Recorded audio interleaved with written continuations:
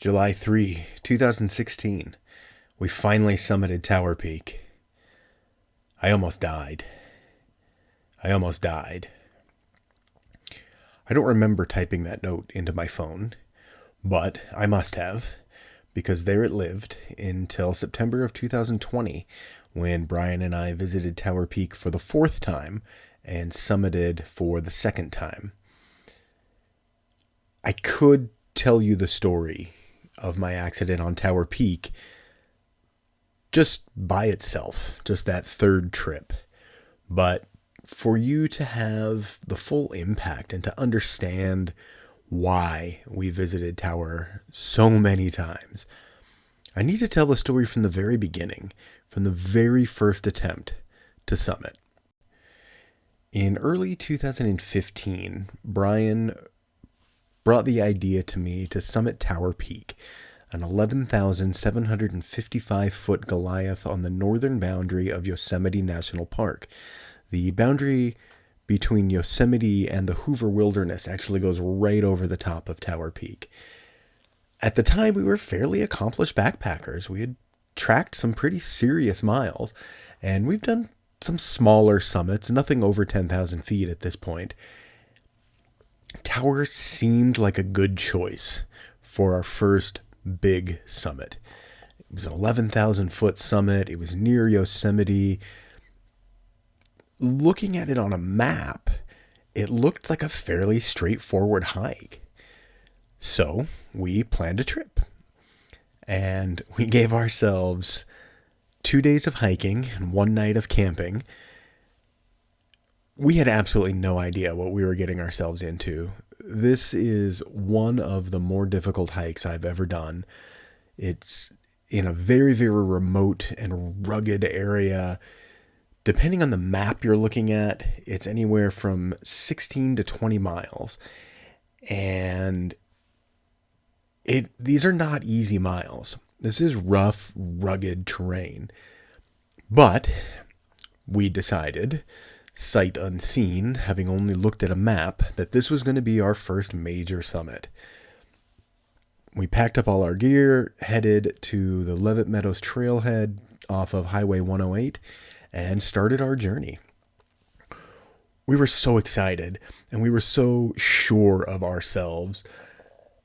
And as we hiked along, in the early part of the hike, we were running into other hikers, day hikers, and things like that. And, you have these conversations on trail. Oh, where are you coming from? Where are you going? What's your plan?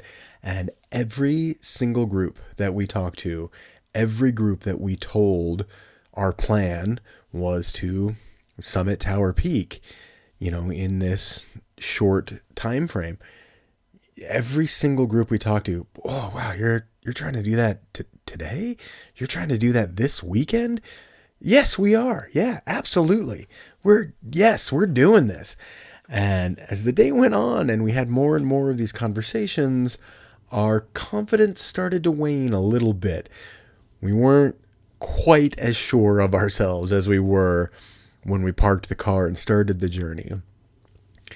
As the day went on, we were faced with just challenge after challenge, rugged terrain, deep sand, even some route finding issues here and there. And then we were faced with the Walker River. We had to cross the Walker River, and it's a river, fast moving, fairly deep. So as we're crossing the river and heading into Paiute Meadow, we can see this cabin off to the side, and we thought, oh, that'd be a nice place to stop and have some lunch. We crossed the river. It was fairly uneventful. Made it to the porch of this cabin and started, pulling out our food, getting ready to eat lunch. And it started to hail significantly. And the hail kind of gave way to the sort of torrential rain, and then it was sort of back and forth, hail and rain, and then the thunder and the lightning started. And off in the distance, on the other end of Paiute Meadows, we saw a lightning strike. And immediately after the lightning strike, we saw smoke billowing up. And that's the direction we need to go. And aside from that, I mean, we're in this very remote area. We're very far away from the trailhead. We're very far away from our vehicle. The last thing we want to do is try to run from a forest fire. And thankfully, the sky opened up a bit more. It started to rain much, much more heavily, and the rain extinguished the fire. So there was really no problem there. And we sat on the porch of that cabin for probably an hour, maybe an hour and a half even, and just made sure, that the storm had passed, that the fire was out. We didn't want to start walking towards a forest fire. That would be insane. So once we were confident that the weather had broken and the fire was no longer an issue, we started out across Paiute Meadow. Now, Paiute Meadow leads into this canyon, and the first section of the canyon is a very steep uphill section. There's no switchbacks. There's just up. And by the time you've reached what you think is the top, it drops down and you lose most of the elevation. By this point, we were exhausted. We'd already lost at least an hour of daylight sitting on the porch waiting for the storm to break. We had hiked further and through more difficult terrain than either of us had ever done before. We were pretty well ready to camp. We were done. We got down to the bottom of the wash, started the climb back up and up and up and up until off to our left we saw this really nice flat area that had a couple of good tent pads, and it's right in the shadow of this giant chunk of rock called the Watchtower, and the Watchtower is kind of the gateway to Tower Peak. So we thought, we'll camp here. We'll camp in the shadow of the Watchtower in this nice little flat area. We have a creek off to the side, and in years since, we've kind of lovingly nicknamed this campsite Slab City, because we've camped there several times now. We were so exhausted. We didn't even realize how tired we were until we stopped and until we got camp set up. We're sitting there, we're making our boil and bag dinners, waiting for our food to rehydrate. And we were so tired at this point that Brian actually kind of dozed off a little. He's sitting upright, holding his food, and he just kind of started to fall asleep. And it was at that moment that we really started to accept that we weren't going to make the summit. The next morning when we woke up, I was feeling pretty good, and I actually did try to talk Brian into trying for the summit again, and thankfully he had a much cooler head about it, and he did the math. Basically, we'd already walked somewhere between 12 and 14 miles. It was at least another 4 to 6 miles to the actual summit.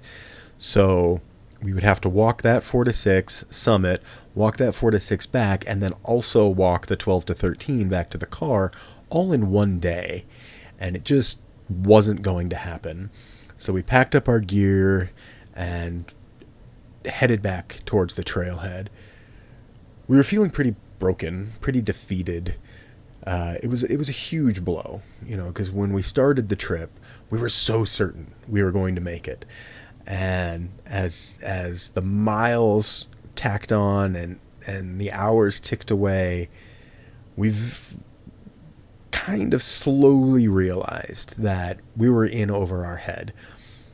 As we were hiking back to the car, the discussion was had, well, we'll try again. We'll get more fit. We'll pick a 3-day weekend.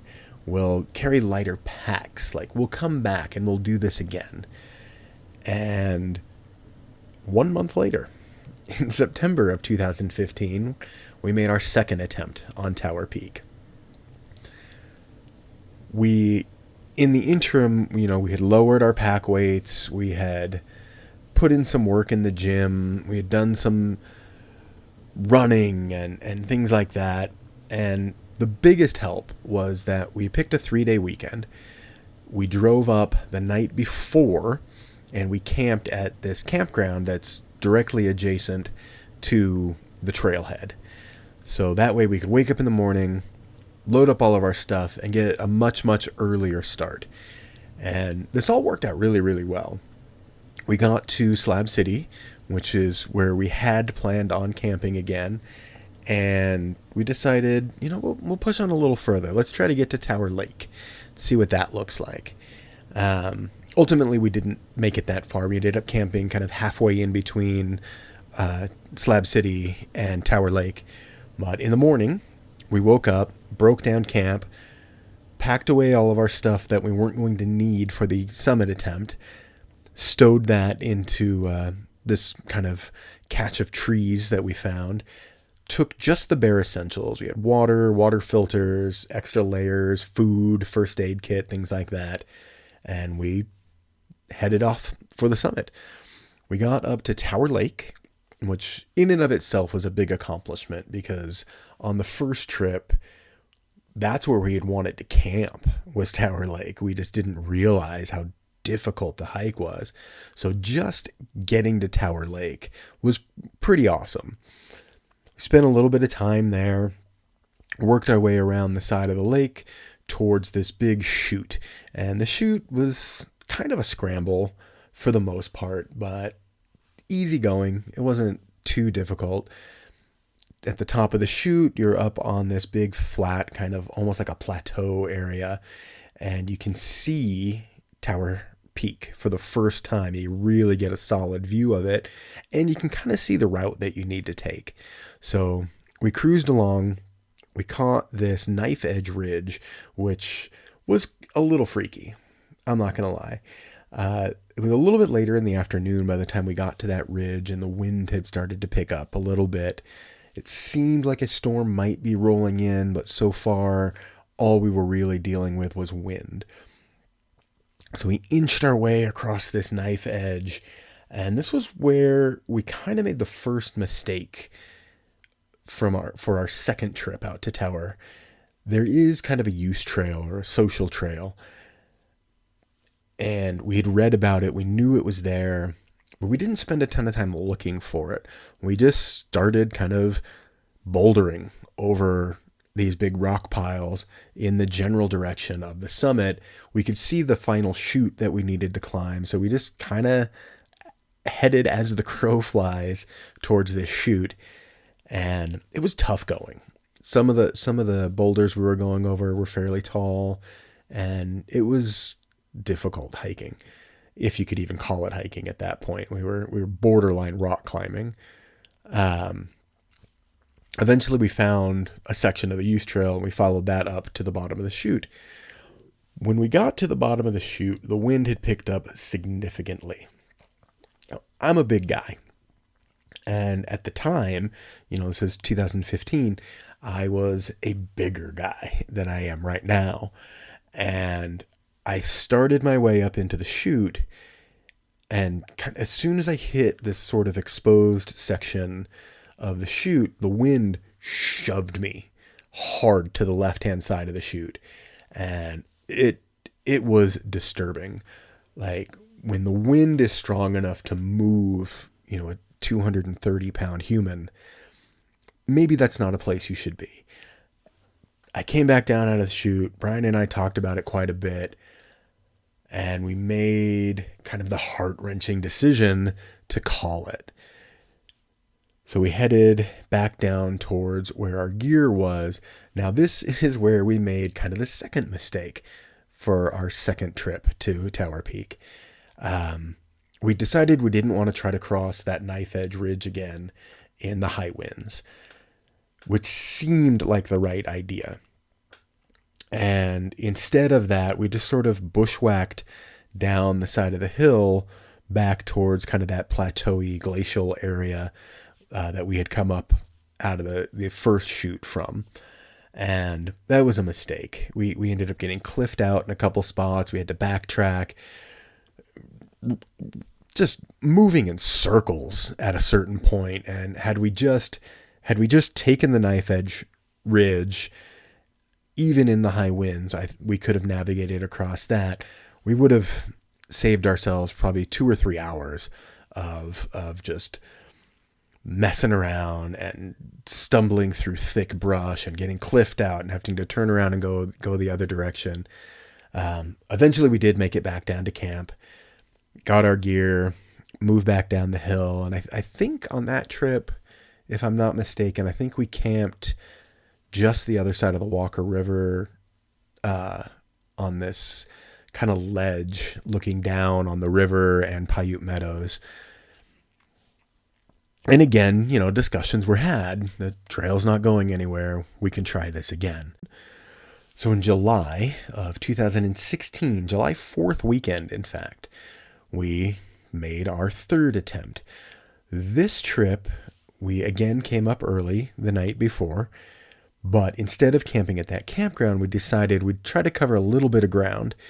So we hiked in about 3 or 4 miles, some of it after dark, and we camped at Secret Lake. So now we had shaved, 3 or 4 miles off of the trip the next morning. We got up early, made our way back up to Slab City, where we set up our camp again. Only this time, instead of tearing down our camp in the morning, we left everything set up. So we had kind of a base of operations. We had our base camp.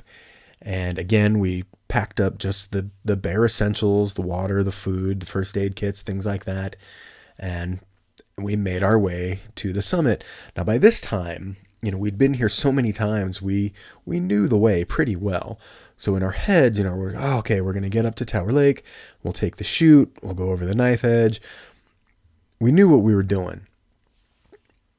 When we got up to Tower Lake, the chute that we needed to climb was completely socked in with snow, and there was this massive overhanging cornice, and we just couldn't see a safe way to navigate that chute and get around that cornice.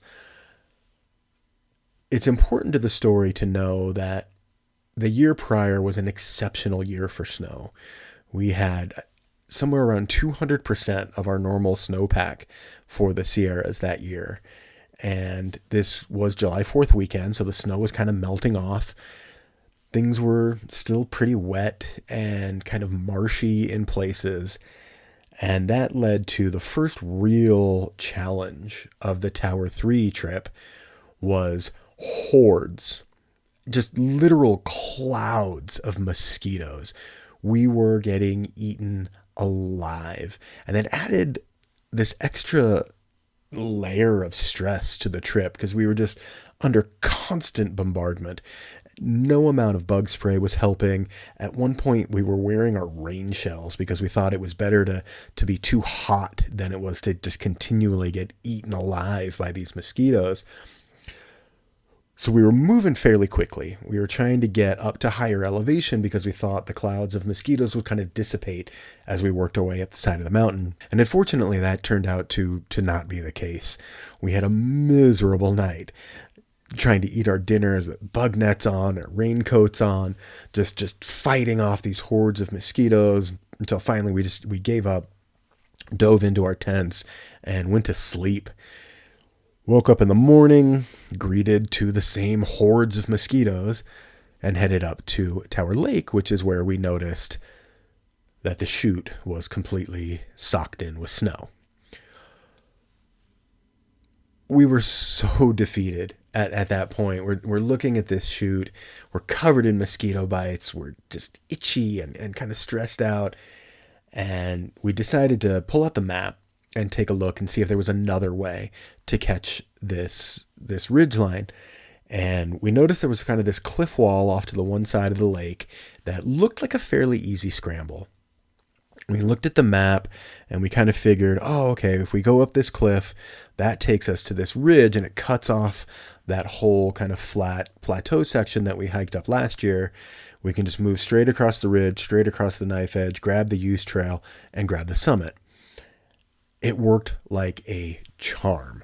We made the summit, and I was so elated.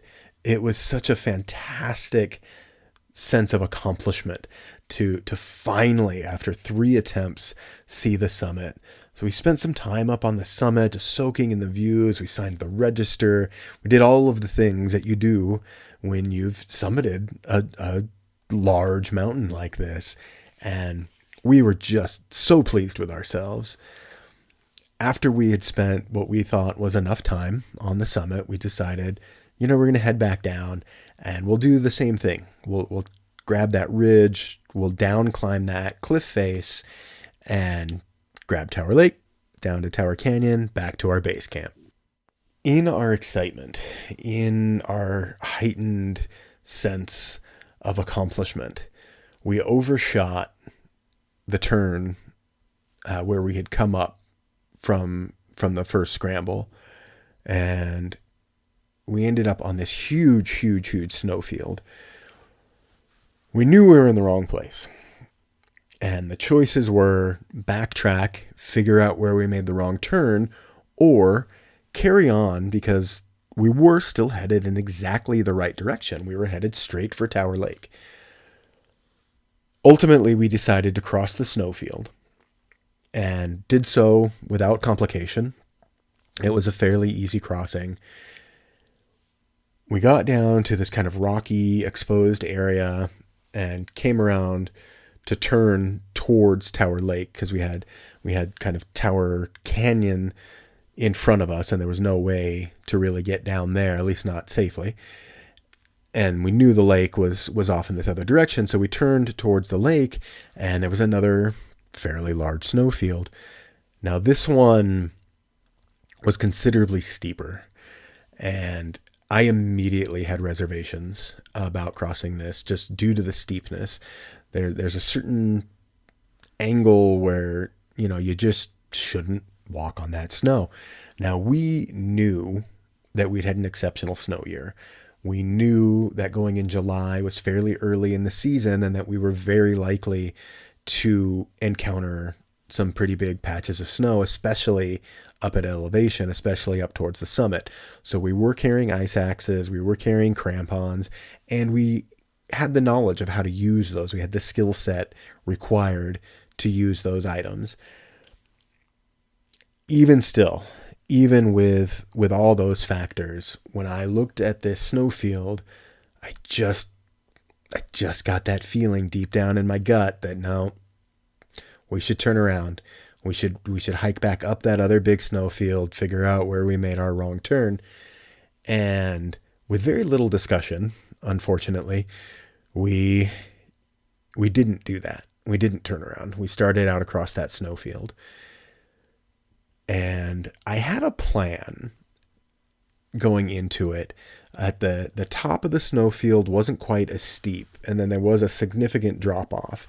So my plan was to stay on the higher section before the drop off, cut basically straight across to this big boulder field, and then I was going to scramble over those boulders, work my way down the cliff face, and back ultimately to Tower Lake. At some point, moving across that snowfield, I changed my mind. And I decided to cut in a step and do some switchbacks. So I was going to switch back once, cut in another step, switch back a second time, and approach the boulder field a little bit lower where the rocks were a little bit smaller and it looked like the scrambling might be a little bit easier. So I kicked in a nice solid step. I had good footing, turned around, no problem. As I was switching my equipment from hand to hand, because you want your axe on the uphill hand, you want your trekking pole on that downhill hand. So as I was making that adjustment, I lost my footing and I started to fall. My immediate instinct was to throw the trekking pole down the hill and to do what's called a self-belay. So I grabbed my ice axe across the top and I slammed the handle down into the snow, and it worked. It was such an immediate feeling of relief. Like, I was in this situation. I knew what the safety protocols were. I did that action and it worked. Whew. That feeling lasted a matter of milliseconds, because the second my ice axe came to a stop, the ice broke. And now me and this chunk of ice about the size of a basketball were sliding down this glacial face. And we were well beyond, the part where it had become much steeper. My first instinct now was to roll over and try to do a self-arrest.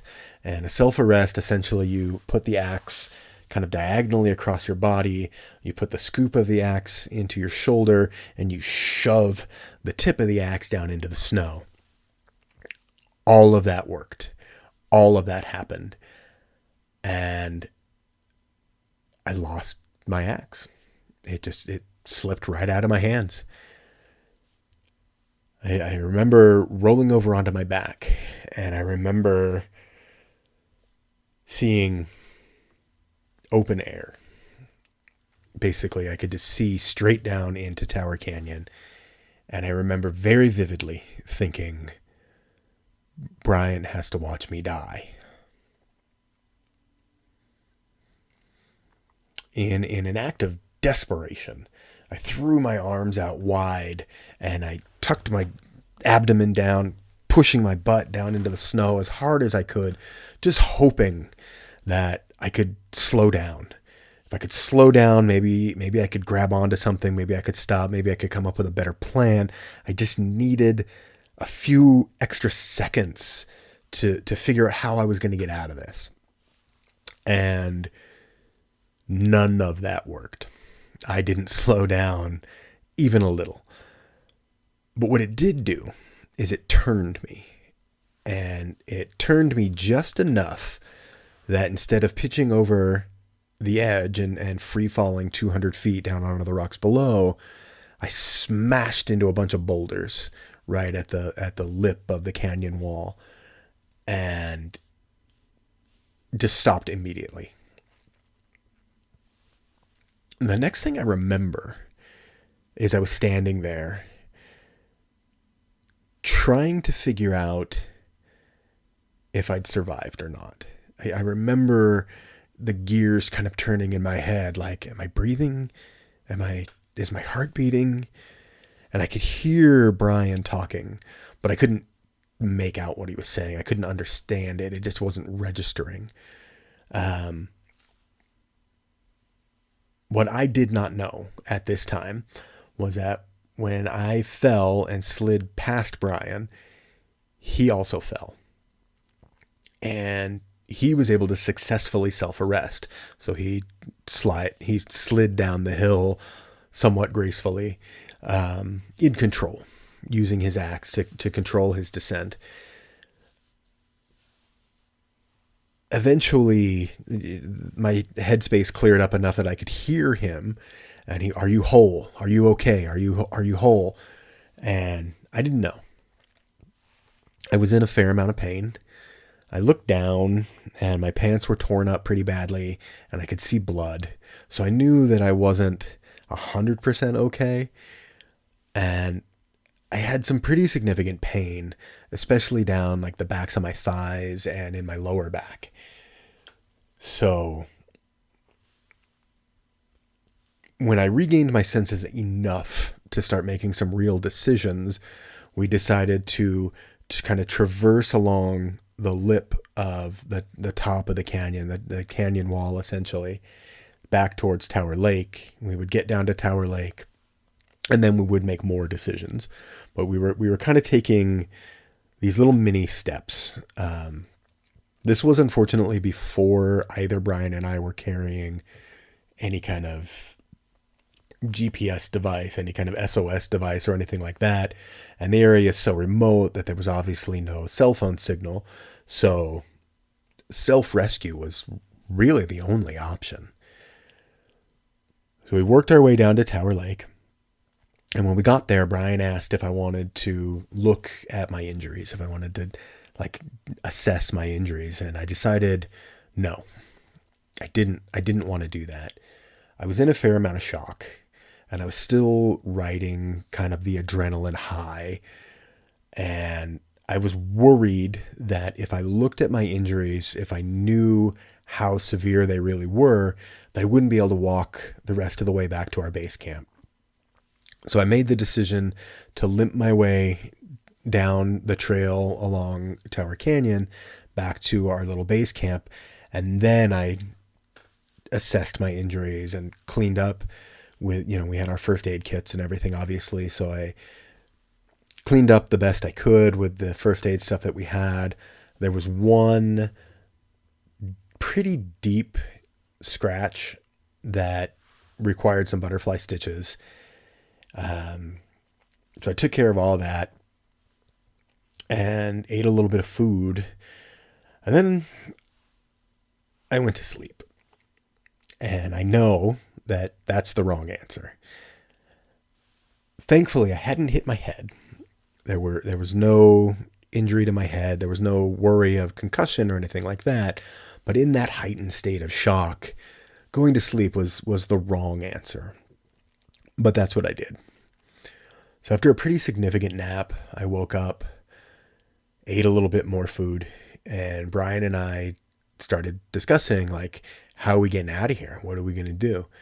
And, we threw around the idea of him hiking all the way out, getting help, coming back. For whatever reason, I didn't want to be left alone. So we ruled that out. And we decided the best thing to do was to hike down to Paiute Meadow and go to that ranger cabin that we knew was there. There were signs all along the trail that said the ranger cabin was occupied from July the 1st. I fell on July 3rd, so there should be rangers there. So we slowly worked our way down the mountain, fighting through the clouds of mosquitoes again, and got to Paiute Meadow and got to the cabin, and there were no rangers. And it wasn't like they had been there and then they were just like out doing other stuff. Like, all the windows were boarded up. The door was boarded up. No one had been there. So we crossed the river and went back to that same campsite that we had stayed at on the previous trip. And we figured, let's sleep through the night, assess things in the morning. Maybe the rangers will be here in the morning. We can figure this out. So we went to bed, woke up in the morning, still no rangers. So the new plan was we would walk down the trail until we bumped into another hiker. And then we would try to convince that hiker to either go back to the campground, talk to the campground host and have them communicate with the rangers, or convince that hiker to stay with me, and Brian would run down the trail and he would communicate our situation to the campground host, who would then hopefully communicate that situation to the rangers. This is July 4th weekend. The trail, while not wildly popular, does see a fair amount of traffic, especially once you're on the side of the Walker River that we were on. There's 2 lakes down there that are pretty easily accessible. It's a gorgeous little trail. And we were fairly confident, we're going to bump into a hiker. We're going to run into somebody and we'll work this out. We saw no one. There was no one on the trail. July 4th weekend. July 4th, the day. There was no one on the trail. I was so frustrated. I was in so much pain. I had some understanding of the severity of my injuries, even though I hadn't seen a doctor yet. I knew some things were very much not right. So we made it back down to the car. We made it back down into Reno, and I decided to rough it out one more night, and I would try to go see a doctor the next day. After visiting the doctor, I got a laundry list of injuries back. I had severe deep tissue damage from my lower back all the way down to the back of both of my knees. I had the lacerations that I already mentioned. I had a broken heel, and I broke my heel in a way that my doctor brought other doctors in to marvel at my x-ray. And that's never a good sign. The way they described the break to me was, the doctor said, imagine taking a hard-boiled egg and just smacking it with the back of a spoon. And that is what my heel bone looked like in the x-ray. The most severe injuries I had were internal. And the doctor likened those to the type of injury you would get in a car crash, which made a lot of sense because, as I was sliding down the glacier face, at a certain point you hit maximum velocity. You're moving as fast as a person your size can on that sheet of ice. And then I stopped dead. Like, imagine going from 60 to 0. And my internal organs took the brunt of the damage. I had bruised kidneys, which was not a thing that I knew a human being could bruise, but I managed to do so. And I had some internal bleeding. I was pretty messed up. And as serious and severe as my physical injuries were, the mental impact, the emotional toll that this accident took on me was far, far worse. For the next couple of years after the accident, anytime I would hike on snow, anytime I'd go snowshoeing or anything like that, and it didn't matter if it was flat or steep, I would start to have panic attacks. And they got so severe that I ultimately sought out therapy. And my therapist gave me a mantra when I was hiking on the snow that I was to say anytime I started to feel that anxiety welling up inside me, anytime I started to feel that panic, you're safe. You can do this. You're safe. You can do this. You're safe. You can do this. And it really helped. Like it really, really did. And at a certain point, my fear of the snow just kind of vanished. There were a few trips where, even though the area we were in wasn't inherently dangerous, like there was a manageable risk, I was at a higher risk because I was having these panic attacks. I was putting myself in danger. I was putting my hiking partners in danger. So I had to get a handle on that. I had to manage that fear. And ultimately I did, which was fantastic. Even after that fear vanished, Tower Peak owned so much real estate in my mind. Almost every other hike I did after that was sort of overshadowed by memories of Tower Peak. We summited Mount Whitney after that. We summited Mount Langley after that. And both of those trips, Tower weighed so heavily on me that I knew at some point I needed to go back there, and I needed to conquer that summit and erase the hold that it had on me. And so that is exactly what we did in 2020, September of 2020 to be exact. We planned the trip very similarly to the third trip. We came in the night before, we hiked into Secret Lake again. We hiked up to our beloved Slab City again. We hiked up to Tower Lake again. When we got to Tower Lake, there was some discussion about whether we should take the regular route, up through the chute that was socked in with snow the trip prior, or go up the scramble, up the cliff face, and revisit the place where I fell.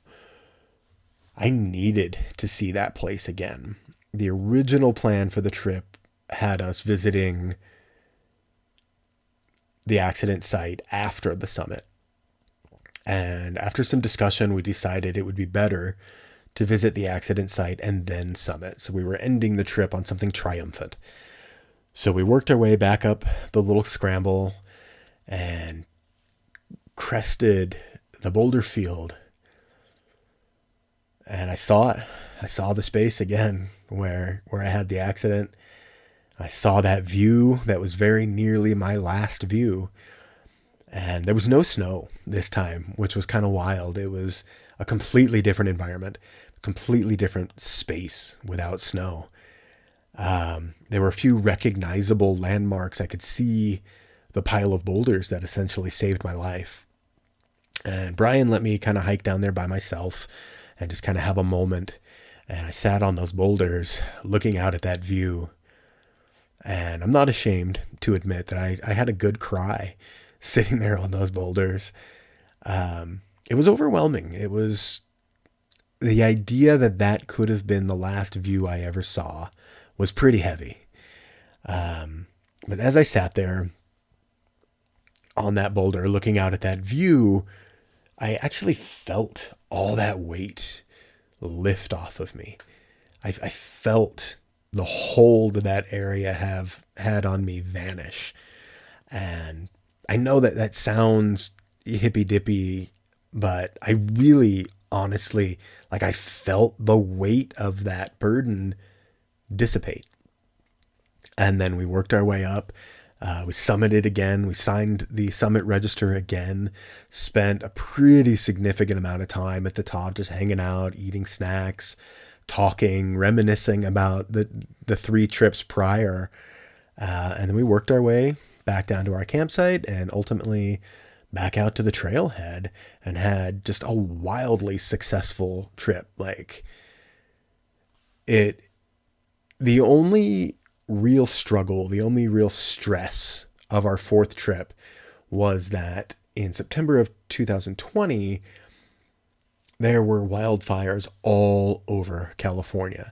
Now, the area we were hiking in was thankfully free of any wildfires, but all the smoke filled that area and filled that valley, and the air quality was just miserable. We had red skies. It felt like walking on Mars. And that was the only negative of the entire trip. And considering the 3 trips prior, how many things went wrong and how many struggles there were and how many trials there were, dealing with a little bit of smoke, really not that big of a deal. Ultimately, the point of these videos, the point of this What Have I Gotten Myself Into series, is to look back on some of these hikes that I've been on that maybe didn't go as planned and kind of dissect them and figure out what went wrong. What could I have done better? What could I have done differently so that the trip would have ended a different way? And ultimately, I think for Tower Peak, the biggest mistake that I made was not listening to my gut. You know, when we came around that turn and we saw that final snowfield, I knew right away we should not step out on that. We should not try to cross here. We should go back up the hill. We should figure out where we made that wrong turn. We should go out the same way we came in. I knew that. And against my better judgment, I ignored that inner voice and I soldiered on and took this shortcut essentially across this way too steep snowfield. And I think just in general terms, just in life in general, this is good advice. But due to the nature of my channel and the things we talk about here, you know, when you're in the backcountry, when you're in the wilderness and you get that feeling in your stomach, that deep down nope, whether that comes from trail conditions, whether that comes from an animal encounter or a human encounter, whether that comes from just not having a good feeling about a campsite, listen to that instinct. Listen to that voice. You know, the trail isn't going anywhere. And so long as you live through your adventure, you can always go back and try again. Trust your instincts. When you get that nope feeling, there's a reason for that. And had I listened to that little inner voice, had I listened to that nope, you know, maybe Tower 3 would have been the last time I visited because we wouldn't have needed to go back for that 4th time. Well, I hope you're enjoying the What Have I Gotten Myself Into series. I do have a bunch more of these planned. Ultimately, I want to put one of these out about every 4 to 6 weeks. I've got a lot of different hikes to cover. and a few other ideas that I think will fit into this format that I'm pretty excited about. I hope you are excited about them as well, and we will talk again soon.